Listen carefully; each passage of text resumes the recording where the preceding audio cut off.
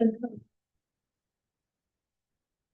many all the way back there and the multitudes. Welcome to the office hour. My name is Fred Dickinson. I represent the Friends of the Chicago Ladies Center. We are an organization whose mission is to promote literacy and writing on the institution journeys and both evenings beyond. To do that by both supporting and supplementing work of the concept on Sundays and sponsor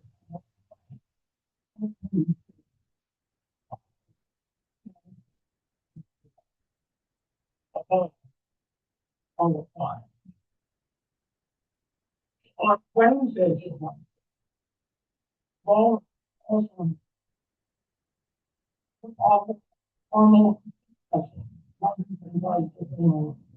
copies of one single space of their or poetry, guided by a published writer, usually me.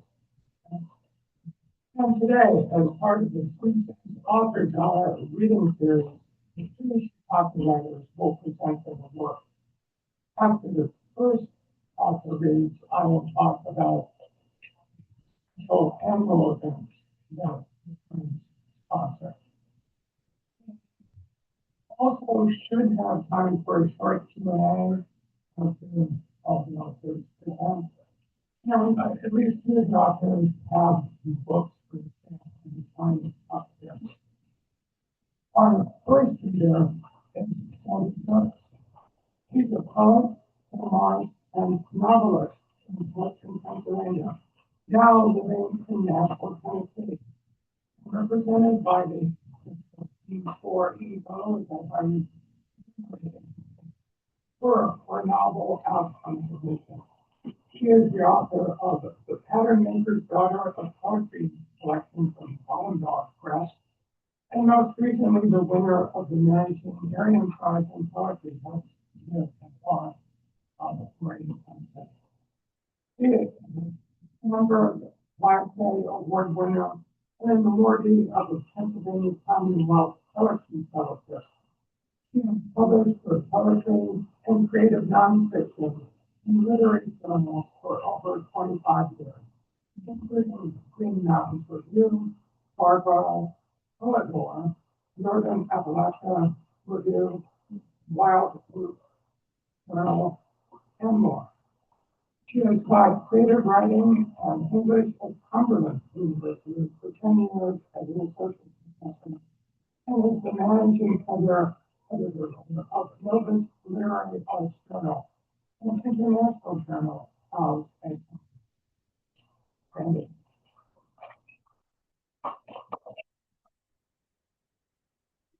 Thank you for coming. Thank you so much.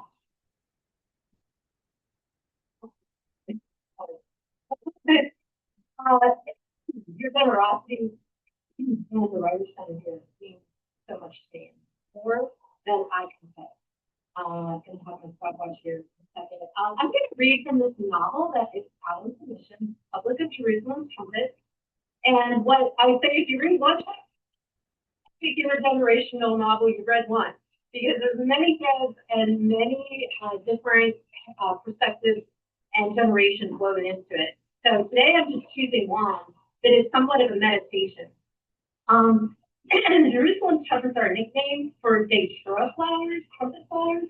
They proliferate in the old urban Appalachian borough of Dale, which is called Shea in the novel, back in Johnstown, PA, my hometown, which is on you. And so if you, I'll just read maybe synopsis at the end if anybody has questions. I'm going to skip that, but basically the metaphor for the whole novel are the datura flowers that only bloom in light, and they only open in the dark. This is a excerpt that I do hope stands alone. It's called the Ode No Temps, and it's a meditation on the decline of this industrial neighborhood. And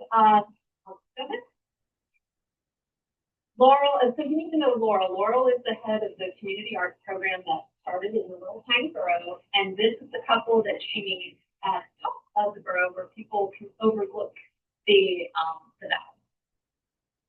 Laurel met the Lentz couple for the first time while out on a run in what the French call the Eau Natal, the difficult to define period of the day when light is slowly fading and beginning to filter with a gloaming that requires as much of an adjustment of our heart as it does our eyes. Twilight.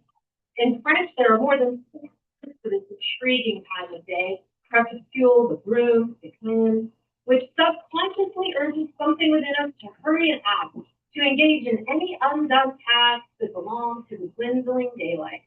A neighbor rushes up the hill to receive her trash cans from the alley. House-dressed woman runs in place of her parents' breath. Their breath cleaner and less clogged than in the valley, where Laurel tended to the musings of the alley boys and glitter girls who showed up for poetry in bathing suits and torn, glittering flip-flops. Laurel thought about the slow decline of her once prime borough and how a twilight nearly possible to gauge as slivers of dimmer and dimmer light descend into all the corners of the city, or is it degrees of darkness that slowly begins to ascend? One day a house, one street. In Guystown, Laurel gulped in the fresh air, in shade, with color and chaos, a kaleidoscope of punches that hit her deeply. They reflect in the evenings like moving pictures one sees from sheltered of card decks, the ghost dress hanging in the broken house from an invisible hanger, Donna's fiery sash and her levitating bathing suit, and the white husky puppy at the corner of Horner and Von Lunen, barking for an odor that never rests. Gazing out from the swing in her parents' new backyard and seeing above and over the valley, with a feeling that everything is possible. How different would her girlhood have been if these hilltops were her home, a place where she could see above and over them? On her run, she was deciding which lesson she might plan for the next day's program when she felt a sudden drop in her right kneecap. It wasn't really pain, but more of a caving in, like her leg could not be trusted to get her home to her parents' kitchen with the after-dinner smells of coffee and onions. She couldn't find her dad and couldn't get her as she sat crouched on the side of the lawn that stretched out before her when she noticed something odd about the house. The mailbox read 434 Sanger Avenue, and the letters LENTZ were written out in calligraphy literacy. This is what hidden between the oak where she spotted one bent oak man carrying tools in his hands to a field still beige house that caught her breath. She thought she knew every possible angle at which one could view the Panama Gap, the famous deep sea geography that inspired her and the kids of the program to so much rain. But there it was, the steep forest, nestled in, but unable to hide its splendor. Its wind portal, passage, and curved road bars any outside influences from entering the hidden world of Johnstown, a back door not many ventured. She saw the man moving with a forward pitch, perhaps eager to get up the daylight all he could, the same way Laurel and her friends of childhood on the David Street yard set birdies to sail into the air long beyond them.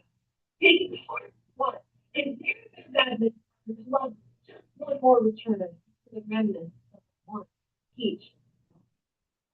Laurel saw the impact coke machine outside the old man's garage and so time to stop. She hobbled her knees toward the hobbling man with the wavy gray black hair and steel blue eyes, and they made their way toward one another across the lawn like lumbering logs. "There's quite a view you have there," Laurel said as she realized how far she strayed over the man's perfect painfully in the grass. "Huh?" The man returned, covering his ears with his hands as if to say he hard of hearing. Laurel moved closer, her knees sending some pain down to her shins. "The cold is my guess," she yelled, pointing to the distant painting of dust and stone. "Oh, of course, I felt the house just he cried out with a ragged, hoarse throat. "I fly straight through that bee you see out there." "You did what?" Poor friend. Well, it was everything you would imagine, his eyes twinkling, and more. "I could tell you stories if you have time," he said. "Carl's the name," and he extended his rugged tan hand. your house, but I couldn't come to down to work tonight on my knee. Not recognizing much of these things. If you understand me, he earned learned say. Oh, sure, I understand, Laurel assured. The slight buckling of the floorboards that was not visible the day prior, and it was the visible descent that engulfed her as she rubbed the package of frozen peas on her nails. And then she heard the man speaking. And it was the feel of we announced on that flight, we had to fly very low on a rescue processor. And when we flew directly between the tip of the Laurel and Preston out, we saw all the excuse me, you saw what? Well, I was in those trumpet flowers, things grow everywhere you don't want them and nowhere that you do. I tried to kill them out by the trash behind the house. They still pop up. I don't live forever with life. Well, don't quite figure it out, Carl said, looking off into the living room with some urgency she could name. So you're saying there was a tire field in the middle of the downtown? Yes, they went on for acres, I guess, Carl replied. Well, they're talking some trumpets. At least that's what my